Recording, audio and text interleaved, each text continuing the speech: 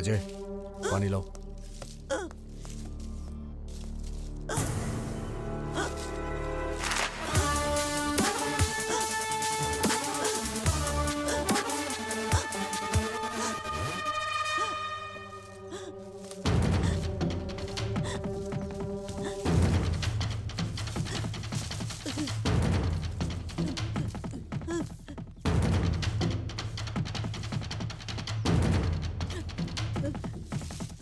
बैठ जाओ।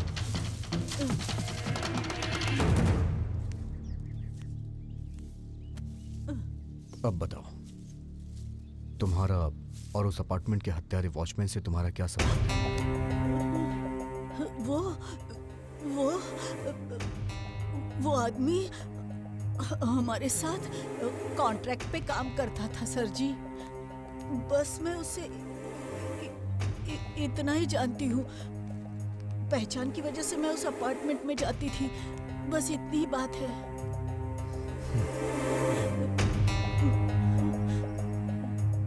उस रात मैंने तुम्हें वहां कुछ दफनाते हुए देखा था। क्या था वो? नींबू थे सर। सच में सर, वो सिर्फ नींबू थे। मेरे पति के पास काम नहीं है, वो एक नंबर का बेवड़ा है। वो मेरे सारे पैसे दारू में खर्च कर देता है। मुझे मेरी बेटी की परवरिश करनी है। उसकी शादी के लिए मुझे पैसे जोड़ने थे। मैंने अपने पति को बिना बताए पैसे बचा रही थी और उसी अपार्टमेंट में नींबू के नाम पर इधर उधर पैसे छुपा देती थी सर जी। मैं वहाँ गड्ढा खोदती और नींबू के बहाने पैसे छुपाती थी ताकि उस पर किसी की नजर ना पड़े। अगर किसी की नजर पड़ी तो पहले उन्हें मेरे छुपाए हुए नींबू मिलेंगे, जिससे वो घबरा जाएंगे। फिर उनको छुपाए हुए पैसे नहीं मिलेंगे।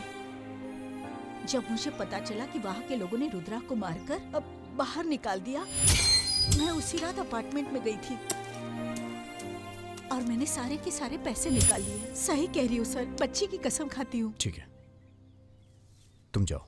हाँ।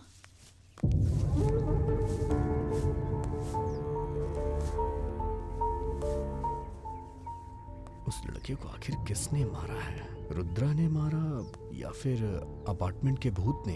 अगर रुद्रा को पकड़ लिया तो सच्चाई सामने आ जाएगी सर। वो तो नेक्स्ट है। पहले मुझे अपार्टमेंट के सारे लोगों से मिलना होगा।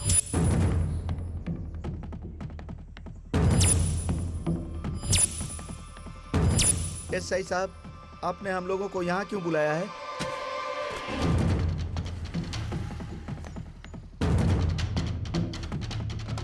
जब हमने इस अपार्टमेंट के हत्यारे वॉचमैन की डिटेल्स निकाली तो हमें एक रहस्यमयी सच का पता चला। मतलब कुछ कारण सामने आया। क्या कारण आया? आप लोग को पता है इस अपार्टमेंट में कोई वॉचमैन टिकता ही नहीं है। जानते हैं क्यों? क्यों नहीं टिकता बेटा? आपके अपार्टमेंट की पार्किंग में भूत रहता है। भूत?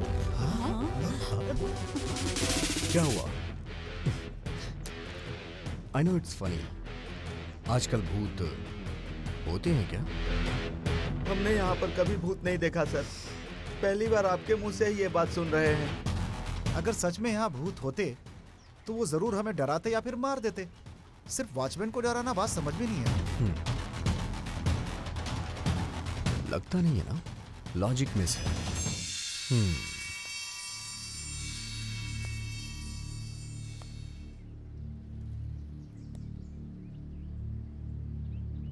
पता है मैं यहां क्यों आया हूं? आखिर ये राज क्या है और उस राज से पर्दा उठाने के लिए। समझ गए तुम लोग? वॉचमैन क्यों भाग जाते हैं मुझे जानना है।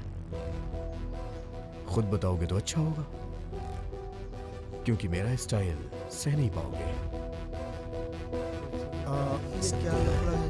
समझ में नहीं आ रहा है। सर,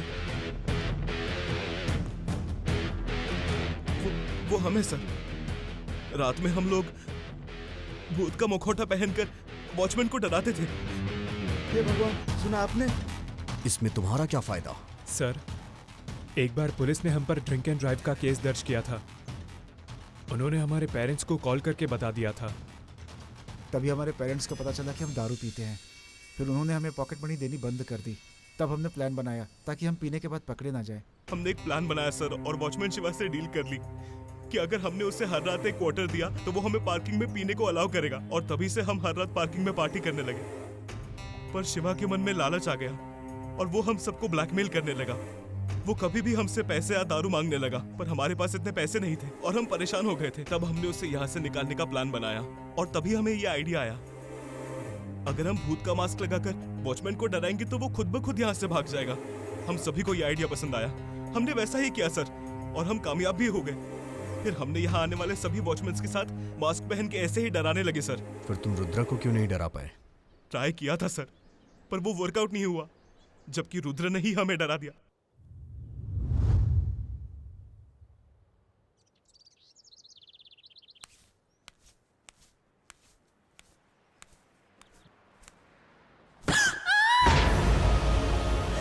बेटा, राहुल बेटा, नहीं, इसे क्या हो गया? फोटो खींच लो। मेरे बच्चे के साथ क्या हुआ? नहीं जी। पहले किसने देखा? मैंने देखा था सर, मैं यहाँ अपने कपड़े सुखाने आई थी और ये यहीं मरा पड़ा था सर।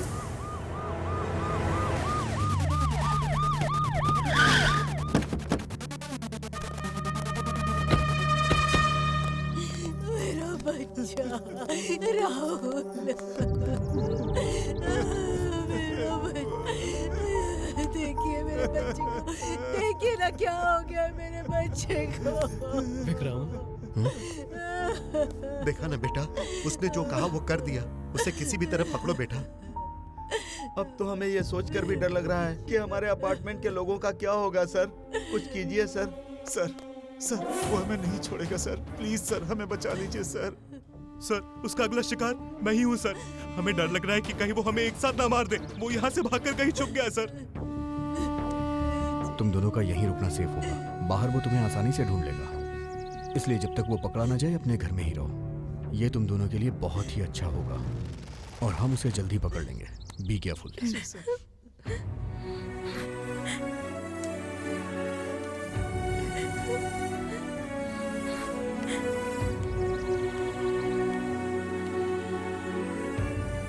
मुझे पता था, पर मैं किसी को नुकसान नहीं पहुंचा सकती। वो रुद्रा हर रात को मेरे साथ लिफ्ट में आया करता था, जबकि वो मेरे घर तक आता था, पर कुछ पूछ नहीं पाई। मुझे पता नहीं था ऐसा करने से वो मुझे परेशान करने लगेगा। वो दोनों लड़के सिर्फ मेरी वजह से मारे गए हैं। मैं ही इन हत्याओं की जिम्मेदार हूँ। राधा, तुम परेशान मत हो। अब सबको सुरक्षित रखना मेरी जिम्मेदारी है, और मैं उस रुद्रा को पकड़ के रहूंगा। जिंदा मिला तो ठीक है, नहीं तो मुर्दा ही सही। राधा, मैं तुम्हारी आंखों में आंसू नहीं देख सकता, समझी? मधुरम अपार्टमेंट में 2 लड़कों के हत्यारे वॉचमैन को पुलिस बड़ी बेसब्री से ढूंढ रही है। अगर किसी को भी यह हत्यारा कहीं नजर आता है तो नीचे दिए गए नंबर पर सूचित करे और पुलिस की मदद करे।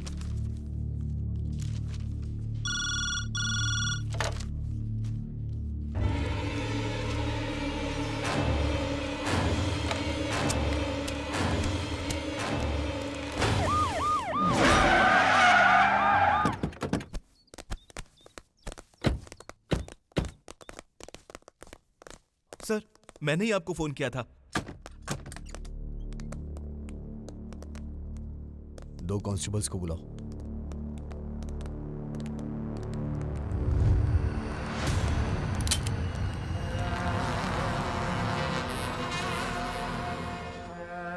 ये क्या? ये तो यहाँ पहले ही मरने की हालत में पड़ा है। इसने फ्रिज में रखा जूस पिया और तब से ये उठ नहीं रहा है सर। हे, उस जूस में क्या था? हाँ सर, बाबूजी की मौत के बाद माँ दुखी रहने लगी और उनका दिमाग खराब हो गया। रात में अच्छे से सोने के लिए हम उन्हें नींद की दवा देने लगे, पर माँ को ऐसी दवाई लेना बिल्कुल पसंद नहीं था सर, इसलिए वो दवा नहीं लेना चाहती थी, और तब से हम दवाई जूस में मिलाकर उनको दिया करते थे। हम अक्सर वो जूस फ्रिज में रखा करते थे और इसने वो साधारण जूस समझकर पी लिया। अब इसकी नींद पूरी हो गई होगी। ले चलो इसे।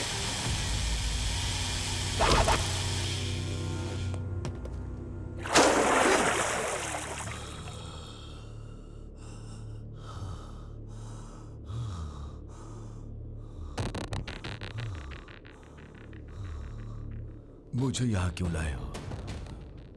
मुझे मार क्यों रहे हो? हे, क्योंकि पुलिस स्टेशन में पूछताछ के रूल्स और रेगुलेशंस होते हैं और यहाँ पे नो रूल्स। अगर तूने सच नहीं बताया तो मैं तेरा यहाँ इनकाउंटर कर दूंगा। अजय,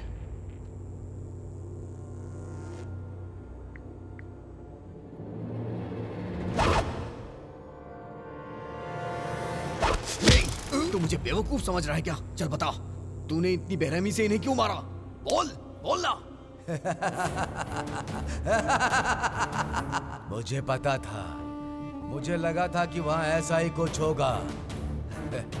उस अपार्टमेंट के लोगों ने मुझे जानवरों की तरह पीट पीट कर बाहर निकाल दिया। इसीलिए उन्हें अपने कर्मों की सजा मिल रही है। क्या बक रहा है तू? सच सच बता मुझे। मैं सब सच कह रहा हूँ। ये सिलसिला सिर्फ 2 मौत तक नहीं रुकेगा, अभी कुछ और भी बाकी है। वहां रोज रोज लाशें गिरेंगी, यही सच है। देख, सीधे सीधे पॉइंट पे आ जा। तूने उन्हें मारा है या फिर किसी को मारने की सुपारी दी है? सब कुछ सच सच बता दे, वरना तुझे यहीं ठोक दूंगा। आप मुझे ठोक देंगे, पर उसे कैसे रोकोगे जिसने 2 लाशें गिराई? कौन है वो? उसी अपार्टमेंट में रहती है, 307 नंबर फ्लैट में रहती है, प्रमीला। अगर तूने प्रमीला के बारे में एक शब्द भी बोला तो मैं तुझे जिंदा दफना दूंगा। प्रमीला की मौत 2 साल पहले हो चुकी है। नहीं, उसे मरे आज 2 साल, 3 महीने और 15 दिन पूरे हो चुके हैं, समझे? प्रमीला अब चुड़ैल बन चुकी है और वो अपना बदला लेगी। सर, इसी ने दोनों मर्डर्स किए हैं और अब ब्लेम भूत पर डालकर खुद को बचाना चाहता है। हे, देख, मुझे तू कहानी मत सुना। मुझे पता है तू इस तरह की बातें करके इस केस से निकलना चाह रहा है। यही चाहता है ना तू?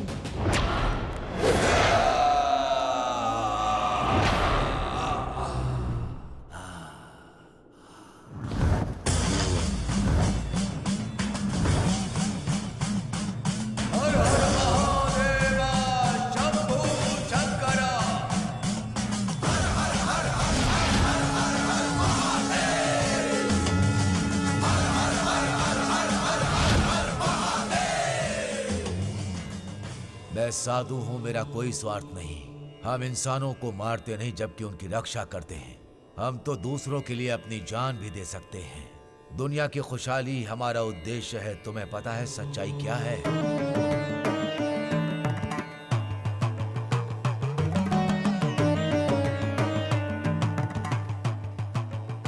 ये क्या है माँ? किस सोच में डूबी है?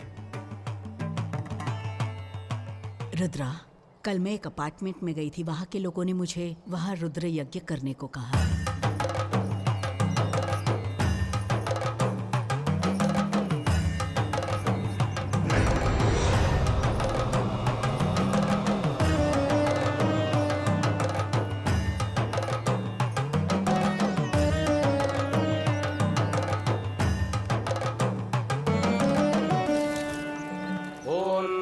भगवते रुद्राय ओम नमस्ते रुद्रमन्यव उतोत इषवे नमः।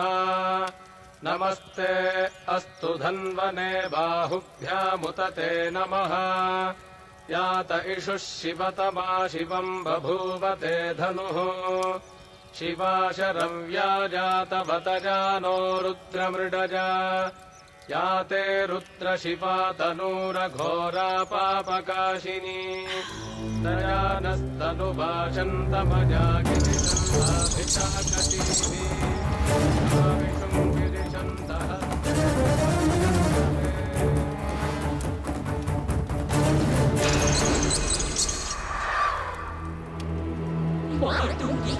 मार दूंगी, मैं सबको मार दूंगी।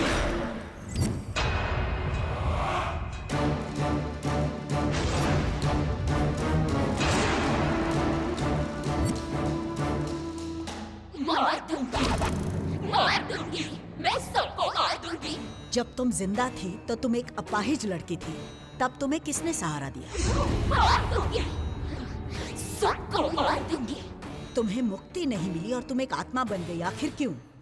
जिस कुर्सी पर बैठी हो वहां से तुम 1 इंच भी नहीं हिल पाती। मार दूंगी ये मंत्र तुम जापती रहती हो। क्या इससे तुम्हें शक्ति मिलती है? चाहे जितनी भी शक्तियां इकट्ठा कर लो, लेकिन तुम जीत नहीं पाई। पता है क्यों? क्योंकि तुम एक अपाहिज हो।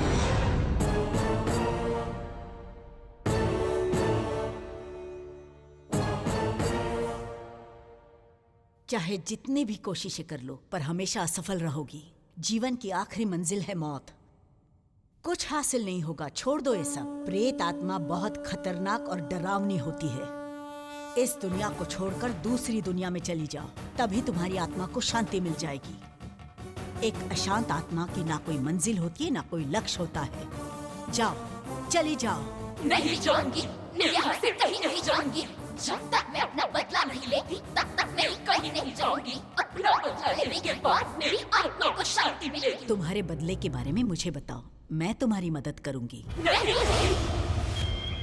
नहीं बताऊंगी, तुम चले जाओ, चले जाओ। प्रमिला के अंदर काफी शक्तियां आ गई हैं। गुस्से में उन लोगों को मारेगी जिन्हें मारने का फैसला किया है। अब क्या करने वाली है माताजी? मैंने उससे बोल दिया है कि वो एक अपाहिज आत्मा है। बिना शक के वो शायद मान भी गई है।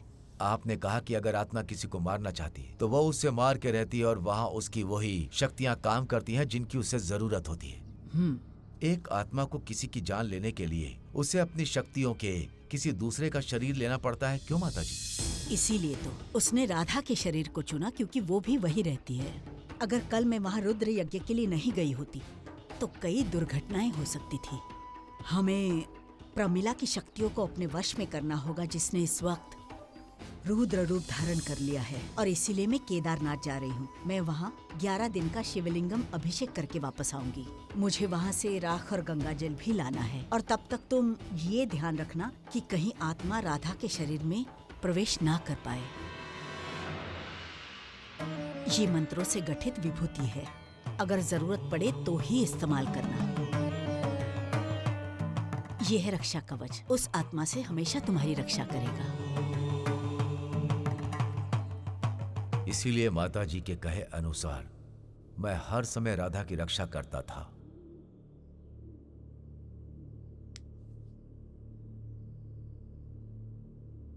तो तुम राधा को बचा रहे थे, फिर तुमने राधा के साथ मिसबिहेव क्यों किया?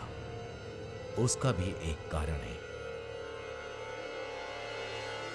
नहीं, उसने कभी किसी के मुंह से प्रेम के 2 शब्द अगर गलती से सुन लिए तो उन शब्दों से उसे वापस उठने की प्रेरणा मिलेगी। उठ गई तो उसे कोई नहीं रोक सकता।